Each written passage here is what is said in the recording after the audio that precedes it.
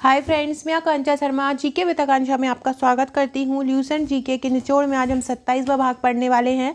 ये 50,000 प्रश्नों का संग्रह है और ये ल्यूसेंट इस तरीके से मैं पढ़ा रही हूँ आपको कि ये हैंड रिटन है। बहुत ही आसान तरीके से आपको समझ में आएगा। जो क्वेश्चन आप पढ़ेंगे वो आपको तुरंत याद हो जाएगा। बहुत ईजी लैंग्वेज में है। इसकी PDF आपको टेलीग्राम ग्रुप और हमारे व्हाट्सएप ग्रुप पर मिल जाएगी, जिसकी लिंक आपको डिस्क्रिप्शन बॉक्स में डली हुई है। तो चलिए स्टार्ट करते हैं। इसके पहले हमने 706 प्रश्न कर लिए थे, जिसकी लिंक इसकी पहले की वीडियो जो है आपको ल्यूसेंट जीके के नाम से प्लेलिस्ट मिलेगी, वहाँ पे मिल जाएगी। प्लेलिस्ट की लिंक भी आपको डिस्क्रिप्शन बॉक्स में मिल जाएगी, तो आप देख लीजिएगा। सबसे पहला स्तंभ लेख अशोक के किन किन स्थानों से प्राप्त हुए हैं। तो अशोक के स्तंभ लेख हमको 6 स्थानों से प्राप्त हुए हैं। कौन कौन से प्रयाग से, दिल्ली टोपरा से, लौरिया नंदनगढ़ से, रामपुरवा से, लौरिया अरेराज से और दिल्ली मेरठ से। कहाँ से? प्रयाग, दिल्ली टोपरा, लौरिया नंदनगढ़, रामपुरवा, लौरिया अरेराज और दिल्ली मेरठ से। यहाँ से हमको अशोक के स्तंभ लेख प्राप्त हुए। अशोक के शिलालेख हमको प्राप्त हुए हैं। 13 शिलालेख हैं जो शिलाओं पे लिखे हुए। स्तंभ लेख मतलब जो स्तंभ खंभों पर लिखे हुए हैं। तो अशोक के स्तंभ लेख हमको कितने स्थानों से प्राप्त हुए हैं? 6 स्थानों से प्राप्त हुए हैं। अगला क्वेश्चन है, दिल्ली मेरठ स्तंभ लेख को मेरठ से दिल्ली कौन लाया?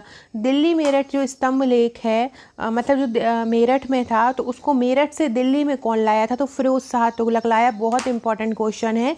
दिल्ली मेरठ स्तंभ लेख को मेरठ से दिल्ली कौन लाया? फिरोज शाह तुगलक लाया। रामपुरवा लेख कहाँ पर है? रामपुरवा जो स्तंभ लेख है वो कहाँ पे है? चंपारण, बिहार में है। रामपुरवा स्तंभ लेख कहाँ पर है? बिहार के चंपारण में। किस स्तंभ लेख पर मोर का चित्र बना हुआ है? तो लौरिया नंदनगढ़ जो कि बिहार के चंपारण में है, वहाँ उस पे मोर का चित्र बना हुआ है। किस पे बना हुआ है? लौरिया नंदनगढ़ पे बना हुआ है, जो कि बिहार में है। रानी का अभिलेख किसको कहते हैं? कौशाम्बी अभिलेख को रानी का अभिलेख कहते हैं। बहुत इंपॉर्टेंट क्वेश्चन है। रानी का अभिलेख किसको बोलते हैं? कौशाम्बी अभिलेख को रानी का अभिलेख बोलते हैं। अगला क्वेश्चन है, अशोक का सबसे छोटा स्तंभ लेख कौन सा है? तो अशोक का सबसे छोटा स्तंभ लेख है रुम्मीदेई। कौन सा? अशोक का सबसे छोटा स्तंभ लेख रुम्मीदेई है। इसमें लुम्बिनी में धम्म यात्रा के दौरान अशोक द्वारा भू राजस्व की दर घटा देने की घोषणा की गई है। क्या की गई है? लुम्बिनी में धम्म यात्रा के दौरान अशोक द्वारा भू राजस्व की दर घटा देने की घोषणा की गई है और यह अशोक का सबसे छोटा स्तंभ लेख है। अशोक का कौन सा अभिलेख सबसे लंबा है? 7वां अभिलेख अशोक का सबसे लंबा है। किस शिलालेख में कहा सभी बच्चे मेरे हैं? प्रथम शिलालेख में कहा गया है कि सभी बच्चे मेरे हैं। अशोक का सारे गुना, जिसको कंधार अभिलेख भी बोलते हैं, किन भाषाओं से प्राप्त हुआ है? तो अशोक का जो सारे गुना जो कि कंधार अभिलेख है, वो किन भाषा से प्राप्त हुआ है? तो ग्रीक और आर्मेनिक भाषा से प्राप्त हुआ है। फ्रेंड्स, ये मेरी ल्यूसेंट सीरीज़ है। मैं मध्य प्रदेश की बिलोंग करती हूँ, लेकिन ये जो मेरी सीरीज़ है वो बिहार और उत्तर प्रदेश में बहुत ज़्यादा पसंद की जाती है। वहाँ के स्टूडेंट के मेरे पास व्हाट्सएप पर मैसेज आते हैं। ये जो सीरीज़ अभी मैंने कुछ दिनों से लाई नहीं थी, क्योंकि हमारे यहाँ MPPSC का एग्ज़ाम चल रहे थे, तो मैं प्री का वीडियो बना रही थी, तो इसलिए इसको रोक दिया था। अभी फिर मैं इसको कंटिन्यू कर रही हूँ।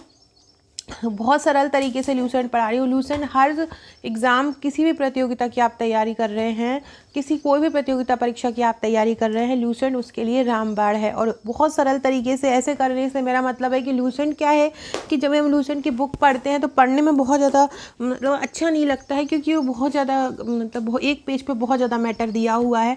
तो इसी के कारण मैं इस लैंग्वेज में आपके लिए लेके आई हूँ सरल, ताकि आपको वो याद हो जाए। वीडियो अच्छी लगे तो कमेंट जरूर किया कीजिए और शेयर किया कीजिए। उत्तरापद की राजधानी क्या है? उत्तरापद की राजधानी तक्षशिला है। अवंती किसकी राजधानी थी?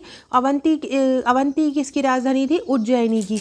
कलिंग की राजधानी कौन सी थी? कलिंग की राजधानी थी तोसली। कलिंग की राजधानी कौन सी थी? तोसली थी। दक्षिणापद की राजधानी कौन सी थी? सुवर्णगिरी। उत्तरापद की राजधानी तक्षशिला, अवंती की राजधानी उज्जैनी, कलिंग की राजधानी तोसली, दक्षिणापद की राजधानी सुवर्णगिरी। अब है प्रासी। प्रासी को पूर्वी प्रांत बोला जाता है। प्रासी को क्या बोला जाता है? पूर्वी प्रांत। और प्रासी की राजधानी कौन सी थी? पाटलिपुत्र। पाटलिपुत्र का जो निर्माण किया था वो उदयन ने किया था, ये भी ध्यान रखिएगा। वर्तमान पटना को पाटलिपुत्र बोला जाता है। अर्थशास्त्र में मौर्य काल में शीर्षस्थ अधिकारी क्या कहलाते थे? तीर्थ कहलाते थे। अर्थशास्त्र में मौर्य काल में जो शीर्षस्थ अधिकारी थे वो तीर्थ कहलाते थे। ये क्वेश्चन MPPSC मेंस में अभी पूछा गया है और बहुत बार प्रीलिम्स में भी, अलग अलग जगहों के प्रीलिम्स में भी ये पूछा जा चुका है। तीर्थों की संख्या कितनी थी? तीर्थों की संख्या 18 थी। तीर्थों को और क्या कहा जाता था? तीर्थ जो थे, जो प्रशासनिक अधिकारी थे, उच्च अधिकारी, उनको महामात्र भी कहा जाता था। अर्थशास्त्र में चर को क्या बोलते थे? तो अर्थशास्त्र में जो चर बोला जाता था, चर किसको बोलते थे? तो अर्थशास्त्र में चर जासूस को बोला जाता था। अर्थशास्त्र में चर किसको बोलते थे? जासूस को। अशोक के समय मौर्य साम्राज्य में प्रांतों की संख्या कितनी थी? तो अशोक के समय मौर्य साम्राज्य में प्रांतों की संख्या थी 5। अशोक के समय मौर्य साम्राज्य में प्रांत कितने थे? 5 थे।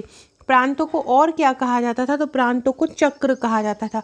अशोक के समय मौर्य साम्राज्य में प्रांतों की संख्या कितनी थी? 5 थी। प्रांतों को क्या कहा जाता था? प्रांतों को चक्र कहा जाता था। प्रांतों को क्या कहा जाता था? चक्र। प्रांतों के प्रशासक क्या कहलाते थे? प्रांतों के प्रशासक कुमार या आर्यपुत्र या राष्ट्रिक कहलाते थे। प्रांतों के प्रशासक क्या कहलाते थे? कुमार या आर्यपुत्र या राष्ट्रिक कहलाते थे। प्रांतों का विभाजन किस में किया गया है? प्रांतों का विभाजन विषय में किया गया है। विषय किसके अधीन होते थे? मतलब विषय का प्रमुख अधिकारी कौन होता था? विषयपति होता था। तो प्रांतों को क्या बोलते थे? चक्र बोलते थे। प्रांतों के प्रशासक क्या कहलाते थे? प्रांतों के प्रशासक कुमार या आर्यपुत्र या राष्ट्रिक कहलाते थे। प्रांतों का विभाजन किस में किया गया है? प्रांतों का विभाजन विषय में किया गया है, जो कि विषयपति इनके प्रधान होते थे। प्रशासन की सबसे छोटी इकाई क्या होती थी? तो प्रशासन की जो सबसे छोटी इकाई होती थी, ग्राम होती थी, और ग्राम का जो मुखिया होता था वो ग्रामिक कहलाता था। तो प्रांतों का विभाजन किस में किया है? विषय में। किसके अधीन होते थे? विषयपति के। प्रशासन की सबसे छोटी इकाई कौन सी है? ग्राम। मुखिया कौन होता था इसका? ग्रामिक होता था। अगला क्वेश्चन है, कौटिल्य के अर्थशास्त्र में दुर्गपाल और अंतपाल किसे कहा गया? तो कौटिल्य के अर्थशास्त्र में तो दुर्गपाल किसको कहा गया? दुर्गपाल कहा गया दुर्ग रक्षक को, जो किलों की रक्षा करते थे। अंतपाल किसे बोला गया? अंतपाल उनको बोला गया सीमावर्ती दुर्ग होते हैं, जो सीमा पे किले बने हुए थे, उनका जो रक्षक होता है वो अंतपाल, मतलब सीमा मतलब अंत, तो अंतपाल मतलब सीमावर्ती दुर्ग पर, और दुर्गपाल मतलब दुर्ग के रक्षक। दंडपाल कौन होता था? दंडपाल होता था सेना का सामान एकत्र करने वाला। सेना का जो सामान होता था, सेना में जो यूज़ होता था सामान, उसको जो एकत्र करता था वो दंडपाल कहलाता था। कर्मांतिक कौन था? उद्योगों और कारखानों का रक्षक। कर्मांतिक कौन था? उद्योगों और कारखानों का रक्षक जो है वो कर्मांतक कहलाता था। नायक कौन होता था? तो नायक नगर रक्षा का, जो नगर की रक्षा करता था वो नायक कहलाता था। व्यवहारिक कौन होता था? प्रमुख न्यायाधीश। व्यवहारिक कौन होता था? जो न्यायाधीश होते थे वो व्यवहारिक कहलाते थे। पौर कौन होता था? तो पौर नगर का कोतवाल होता था। पौर कौन होता था? पौर होता था नगर का कोतवाल। नगर के कोतवाल को जो होते थे वो पौर कहलाते थे। प्रदेष्टि को क्या बोलते थे? प्रदेष्टि कमिश्नर कहलाता था। प्रदेष्टि क्या कहलाता था? कमिश्नर कहलाता था। तो कर्मांतिक कौन? उद्योगों कारखानों का रक्षक। नायक कौन? जो नगर की रक्षा करता था। व्यवहारिक कौन होता था? जो प्रमुख न्यायाधीश होते थे। पौर कौन होता था? नगर का कोतवाल। प्रदेष्टि कौन होता था? कमिश्नर। सो फ्रेंड्स, आज ही हमारे 736 क्वेश्चन कंप्लीट हुए। कल मैं इसका नेक्स्ट वीडियो लेके आऊँगी। वीडियो अच्छा लगे तो चैनल को सब्सक्राइब जरूर कीजिएगा, और अगर और अच्छा लगे तो प्लीज़ शेयर कीजिएगा, ताकि हमको मोटिवेशन मिले कि वीडियो को ज़्यादा लोग देख रहे हैं और हम ज़्यादा वीडियो लेके आ पाएँ। Okay friends, thank you.